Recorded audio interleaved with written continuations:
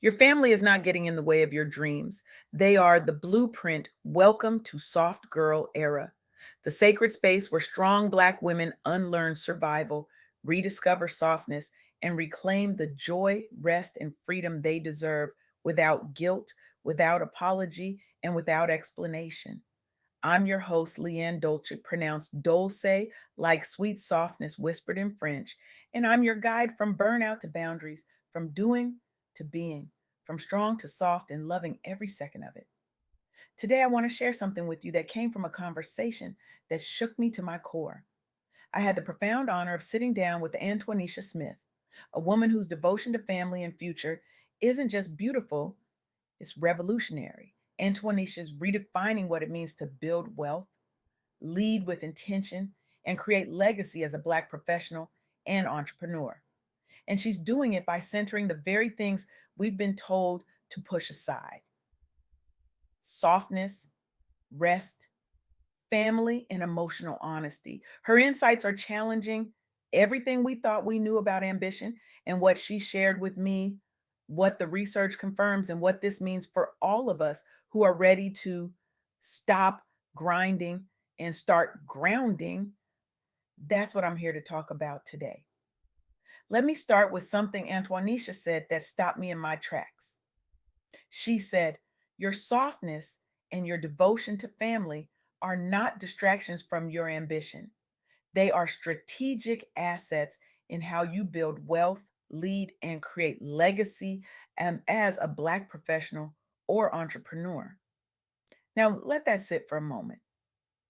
We've been taught, especially as Black folks navigating predominantly white, high pressure corporate and entrepreneurial spaces, that to secure the bag, we have to put our families, our bodies, and our emotional needs on the back burner and grind nonstop. We've been told that rest is laziness, that boundaries are weakness, that if we slow down, we'll lose everything we've worked for. We've been told that our love for our families is something we have to manage, something we have to contain, something we have to apologize for. But what if I told you that everything you've been taught is a lie? What if I told you that the very things you've been trained to suppress, your need for rest, your desire for connection, your commitment to family, your refusal to sacrifice your peace, are actually the keys to your long term success, not the obstacles to it? What we're seeing more and more in research and business performance and in lived experience is that when Black professionals honor their values, prioritize rest, and design businesses and careers that reflect their commitment to family and future generations, they actually increase their capacity, creativity, and long term success, not weaken it. So instead of asking, "How do I keep my family from getting in the way of my dreams?" Antwanisha invites us to reframe the question to, "How can my love for my family and my vision for our future become the blueprint for how I structure my work, my time, and my business model?" That shift alone can change how we make decisions, what we say yes or no to, and how we measure success beyond titles, revenue, or external approval. Now, I want to share three core truths that came out of my conversation with Antoinisha. Three truths that every Black professional, leader, and entrepreneur needs to hear and hold close. These aren't just ideas, these are survival strategies, these are liberation tools. These are the keys to building a life that doesn't break you. First truth: your family centered values belong inside your business plan, not outside of it. For too long, we've been trying to squeeze our family and personal life around the edges of our work, fitting in doctor's appointments during lunch breaks, answering emails while helping with homework, showing up exhausted to family dinners because we gave everything to everyone else first. We've been living two lives, the professional and the real you, and we've been told that's just how it has to be. But what if we flip that? What if we started designing our work around our non negotiables? family time, caregiving, health, and emotional safety? What if we stopped apologizing for needing to pick up our kids or take care of our aging parents or rest our bodies? What if we designed a life where our work supports our family, not competes with it? This might look like choosing business models with more flexibility, creating systems so you're not the only one holding everything, or setting clear boundaries with clients and employers. When you build this in from the start, you avoid the burnout that comes from living two separate lives. You stop code switching between who you are at work and who you are at home. You stop apologizing for being human. And here's the thing, when you do this, you don't lose credibility or income. You gain clarity, focus, and sustainability. You make better decisions because you're not running on fumes. You attract clients and opportunities that respect your values. You model for the next generation that success doesn't have to cost you your peace or your people. Let me tell you about a woman who lived this out. Her name is Myleik Teal. Before she became the founder of Curlbox, subscription box service for natural hair products that became a major player in the Black beauty space, she worked in public relations. She noticed how difficult and expensive it was for Black women to try multiple products for natural hair. So in 2012, she launched Curlbox as a monthly subscription service that allowed women to test products at a lower cost, disrupting traditional retail access. But here's what makes her story so powerful. As her business grew, as her audience expanded, as the demands on her time increased, she made a decision. She decided that she was not going to sacrifice her peace, her rest, or her family for her business. When she became a mother, she resisted the pressure to snap back into overwork. She built systems and team capacity so she wasn't the bottleneck for every decision. She implemented strong boundaries around her time and energy, including being intentional about what she shares online and what remains private, and saying no to opportunities that didn't align with her season of life. She normalized rest in real life in her communication with her audience, talking openly about therapy, taking breaks, and living a full life outside of business. And the outcome?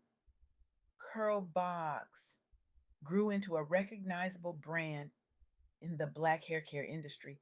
Myleik cultivated a loyal audience that trusts her not only for products, but for transparent, values based guidance around career, money, and life. By modeling boundaries and a family centered life, she helped shift the narrative that Black women founders must always be on and available to be successful. She proved that you can scale and protect your peace at the same time. Second truth, softness, rest, and boundaries are performance tools, not personality flaws. The strong Black woman and always on hustler archetypes have done a number on us. They've pushed us to carry everyone and everything, leading to exhaustion, health issues, and emotional numbness. We've been told that if we're not grinding, we're not worthy. And if we're not sacrificing, we're not serious. If we need rest, we're weak. But research on rest and stress shows that chronic overwork lowers creativity, decision quality, and long term productivity, while consistent rest and emotional release improve clarity, innovation, and resilience. Honoring your need for rest, therapy, community care, and emotional honesty is not being weak. It's a competitive advantage in business and leadership. Let me say that again. Rest is a competitive advantage. When you rest, you think better, you lead better, you show up better, you make decisions that align with your long term vision instead of reacting out of fear or exhaustion. You create space for the kind of strategic thinking that builds generational wealth, not just quick wins. And boundaries? Boundaries are how you protect that rest. Boundaries are how you say, I'm not available for every meeting, every request, every crisis that isn't mine to carry. Boundaries are how you teach people how to treat you, how to respect your time, and how to honor your humanity. This is not selfish. This is sacred. This is survival. This is how you stay in the game long enough to build the legacy you say you want. Let me tell you about Morgan DeBaun. She launched Blavity in 2014 after recognizing that mainstream media did not reflect the stories, interests, and concerns of young Black professionals. She intentionally built the company as a space where Black people could see themselves across career, lifestyle, and culture content. But as the company grew, as she secured venture capital, as she expanded into brands like Blavity News, Afrotech, and Travel Noir, she made a decision. She decided that she was not going to replicate the grind culture and burnout that so many startups normalize. She implemented remote first and flexible work structures, enabling team members to work from locations that support their personal and family needs. She centered Black professionals' experiences and created content and events that explicitly address career advancement, wealth building, and well being for Black communities. She built multiple brands that speak to different facets of Black life, career, travel, wellness, entrepreneurship, rather than only focusing on work. And the outcome? Blavity grew into a multi brand media company with millions of monthly visitors, large scale events like Afrotech, and significant influence in the Black tech and entrepreneurship ecosystem. The company attracted investment and partnerships while keeping its core focus on serving Black audiences and representing authentic Black stories and needs. By championing flexible and values driven work, Blavity provided a model for how Black led companies can design culture around the realities of Black workers' lives, including family responsibilities and mental health. She proved that you can build a multi-million-dollar company and still honor the humanity of your team. Third truth: legacy is built from daily micro decisions, not just big milestones. For Black professionals and entrepreneurs, legacy often means more than money. It includes emotional safety, mental health, and breaking generational patterns of overwork, silence, and self abandonment.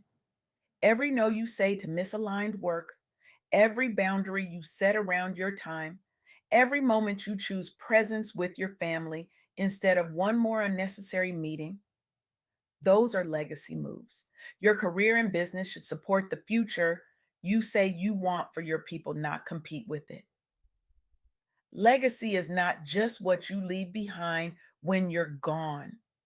Legacy is what you're building right now in the way you show up for your children, in the way you protect your peace, in the way you refuse to repeat the cycles that broke the people who came before you. Let me tell you about Trisha Hersey and the Nap Ministry. Trisha studied theology, Black liberation, and performance art, which shaped her understanding of rest as both a spiritual practice and a critique of oppressive systems. She founded the Nap Ministry to create intentional unloading spaces for Black people to rest, reflect, and heal from the constant demand to perform and produce. Black communities, especially Black women, have been historically conditioned to overwork and self sacrifice, often at the expense of health, family, and joy. Many Black professionals and entrepreneurs feel guilty resting, fearing they'll fall behind or lose opportunities in competitive spaces. The dominant culture frames rest as laziness rather than liberation, making it difficult to prioritize rest in both personal and professional settings. But Trisha framed rest as a spiritual and political practice, not a luxury, specifically for Black people whose bodies and labor have been exploited for generations. She developed workshops, gatherings, and public teachings that encourage Black people to pause, nap, and reclaim time as an act of self and community preservation.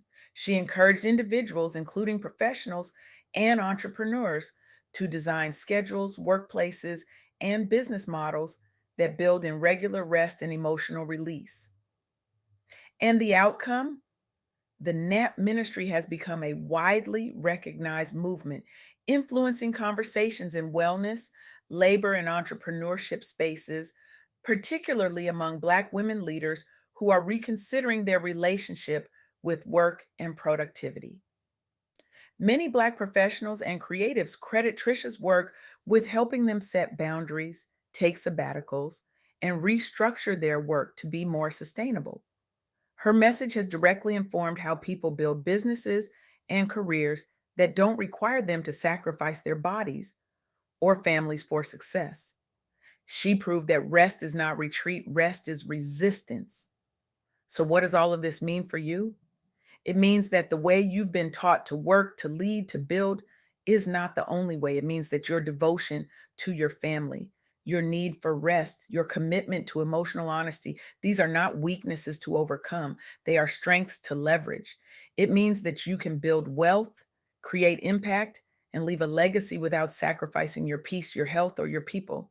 Your softness is not a setback. Your rest is not a retreat. Your family is not a distraction. They are the foundation of everything you're building. And when you honor that, when you design your work around your values, instead of squeezing your values around your work, you don't just survive, you thrive, you create, you lead, you leave a legacy that your people can actually live in, not just inherit. So here's my challenge to you. If your business or career was designed first and foremost to protect your peace, honor your family, and support the future you say you want for the next generation, what would you change this week? I want you to choose one load to put down and one support to pick up, one obligation, role, or expectation you will release because it doesn't align with the future you want for yourself and your family. One concrete support you will add, a boundary, a system, a person, or a practice of rest that moves you toward a softer, more sustainable version of success. Because the world doesn't need another burned out Black woman carrying everyone else's dreams on her back. The world needs you, whole, rested, soft, and free, building a legacy that doesn't cost you your life to create. This is your permission. This is your invitation. This is your revolution. Now go build it.